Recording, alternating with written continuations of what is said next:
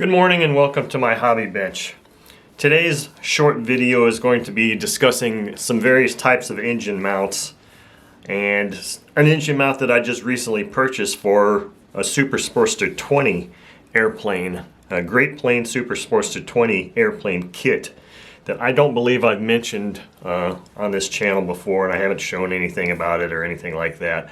But I did purchase this 20 size Super Sportster, Great Plains Super Sportster kit. And of course, with all Great Plains kits, those of you that have had them, they always had an engine mount installed, or that was a part of the kit. It was just one of those pieces that came with it. But the Super Sportster airplane is really kind of one of those ones it's better suited for a four-stroke engine because it's got a long tail moment. It's a rather short nose, so it could use the extra weight in the nose anyway. The mount that has always historically been provided with that airplane was a very short mount, and it didn't have enough room for mounting a four-stroke engine with a rear-mounted carb. So I was on the search because I'm thinking, if I'm going to build an airplane, I'm thinking about building an airplane. I'm thinking about all the things involved in me building an airplane in my small apartment here, which would mean, size is a factor. I couldn't be building some huge plane. So the Super Sportster 20 seemed like a good one to build should I decide to do that. So I'm thinking, well, if I'm going to do that and jump off the deep end here and build another airplane, I need to start thinking about the things that I need to do for that, and I would be putting a four-stroke engine in it. So the mount that's in there is not sufficient to mount a four-stroke engine. So with that said, I started looking for engine mounts for it, and believe it or not, even finding quality engine mounts anymore seemed like it was very difficult. So I've got a variety of different mounts here on the table that I want to show you, and this one is one that's very familiar to many people. It's the JTEC mounts, and what JTEC would do is they would create these single-piece mounts and have them pre-drilled and tapped for a specific engine. So they had a wide variety of these engines, and this one just this one just says 60 to 90. I don't know if that, because of the length of the beams, that's a 60 to 90 four-stroke engine. But honestly, I'd have to go put an engine on here to determine which one that is, because obviously not all 60 to 90 four-stroke engines have the same bolt spacing this direction. And these are just some mounts that I've just accumulated over time. I have no idea, when I got them over the last few months or a couple of years. But so I always kind of like these. These are really nice mounts. They're pre-drilled. You don't have to sit there and screw with trying to drill and tap your own holes. It was nice. This one is an old example of kind of an adjustable type mount. This is a really ragged out mount, and I don't even know if it's actually a Hanger 9, but I think Hanger 9 used to make these type of mounts where it just has a little strap that holds the engine over the beam, and of course you can mount the engine fore and aft a little bit like that. Whether this one was designed for a four-stroke or not is questionable because of the length of the beams, but it's just an example of what used to be. Now this one is a very popular, at least they used to be a very popular one. This is a Great Plains mount. Adjustable mount, so you can adjust it this way. But again, it was one of those things where you could adjust it easily for the width of engines, but you had to do your own drilling and tapping. And I used these mounts for many, many years. In fact, I'm not even sure, maybe some of the later Great Plains kits actually may have had these. I know some of the original ones just had a single piece mount that you had to drill and tap. But I always thought that these were pretty nice because of the width adjustability. Now you don't have the flexibility of adjusting it like that. However, I did find in my search for another two-stroke or another four-stroke engine mount, I did come across this on eBay. And this one says it's Proton Gears Mega Mount, and this is for a 20 to 50 engine. Now, this was surprisingly inexpensive. It was like a $4 engine mount, and the shipping was more than the cost of the mount.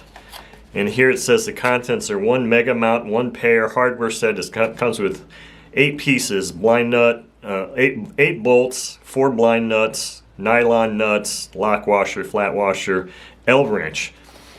And here's the back of the box. Now, I'm not usually one to do reviews, and I'm just wanting to show you this because I haven't opened it yet. I wanted to open this on camera because it looks like a really interesting mount. To me, I thought it would maybe be one of these like 3D printed things that are weak, and it may be 3D printed.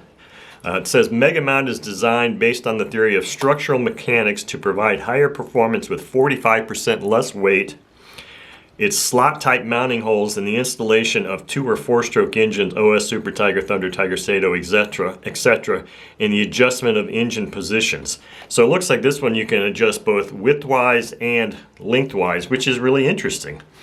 So I just thought I would open this up and we'll take a quick look. And then what I really wanted to do, which I didn't do in advance here, I'll probably just pause the video, is I'm going to grab a couple of engines and just kind of, maybe it's not going to be necessary. What would be better is to have the firewall for the Super Sportster kit and see how the footprint, but I'm looking at it right now, it looks like the footprint of this mounting is going to be fine. So here's what you get in this thing. Here's all the hardware they mentioned. And it looks like, you know, pretty decent hardware right off the top of the head here. It looks like it's metric. Threads look like they're metric. I'm trying to see, where was this produced? Does it say? Did it tell me? Didn't tell me. Yeah, all these measurements are. Oh, wait, here maybe. Okay, here we go. Yeah, South Korea. Proton Control Systems. South Korea. Made in Korea. So this obviously is metric then. So here's the mount itself. Just kind of testing the feel and the durability of this thing. This is one side here. So you've got slots here so that you can move the engine fore and aft this way, and then of course it's not connected here at all. So unlike this one, the Great Plains mount, where it kind of interconnects and you can kind of slide it together, here it looks like you're going to be left to your own devices as far as making sure that when you put it on your firewall you get it straight and lined up this way, because it doesn't look like there's anything that's going to maintain height alignment. So that's kind of an interesting thing. This looks like this would probably fit on that Super Sportster firewall, I believe. But I mean, for $4, and of course, like I said, the shipping was even more than that. It is very lightweight. I mean, it's very lightweight.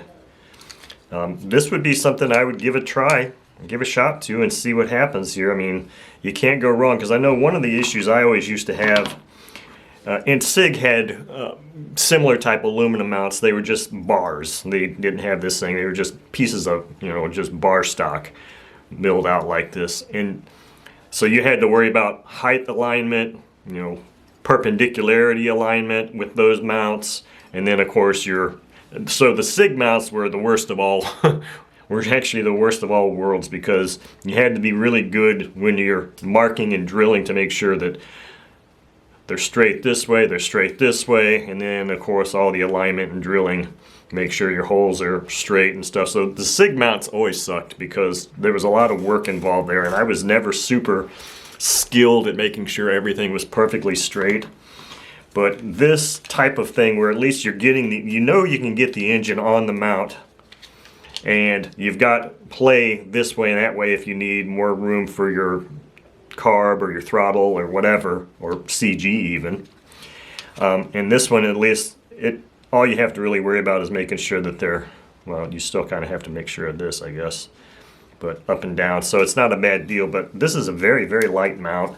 It looks like it would hold up. I mean, it's obviously going to crumple in a crash if you go nose in, but all in all, I would say the completeness of the hardware package you get versus what it looks like you get here as far as quality, it's definitely worth a try if you're looking for a new engine mount and you're unable to find any of these ones from the past.